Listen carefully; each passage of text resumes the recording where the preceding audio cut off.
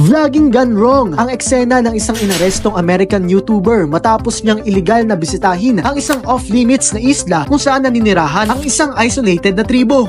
Kilala ang 24-year-old YouTuber na si Mikhailo Polyakov sa ilan niyang travel video sa mga delikadong lugar sa mundo. Ang ilang eksperto tinawag na reckless at idiotic ang pinakahuli niyang trip. Sakay ng isang inflatable boat, nilakbay niya ang North Sentinel Island sa loob ng 9 na oras. Isa itong isla na sakop ng teritoryo ng bansang India, tirahan ng isa sa mga uncontacted tribes sa mundo. Sa libo-libong taon, walang koneksyon ng nasa 150 naninirahan dito sa labas ng kanilang tribo. Sinasabi pang gumagamit pa rin sila ng ilang tools gaya ng sibat at pana para manghuli ng mga hayop. Ito rin ang ginagamit nila sa mga namamataang kahina-hinalang bisita sa kanilang lugar. Noong 2018, isang Amerikanong misyonaryo na dumating sa isla ang pinagpapana ng tribo at saka inilibing sa tabing dagat. 2 mangis ng aksidenteng napadpad sa kanilang isla ang napabalitang pinaslang rin ng tribo noong 2006. Base naman sa mga ulat, nagmatapang ang YouTuber na tawagin na ang atensyon ng tribo gamit ang isang pito. Maswerte pa siyang may tuturing dahil walang taga-isla na nakakita sa kanya. Tanging ang mga video na nakuhanan ng kanyang dalang kamera ang nakuha niya sa isla. Kinumpiska ito ng mga otoridad matapos siyang hulihin. Ang pagbisita niya sa isla ay delikado rin para sa tribo. Maaari kasing magdala siya ng sakit na posibleng dahilan ng pagkaubos ng kanilang lahi.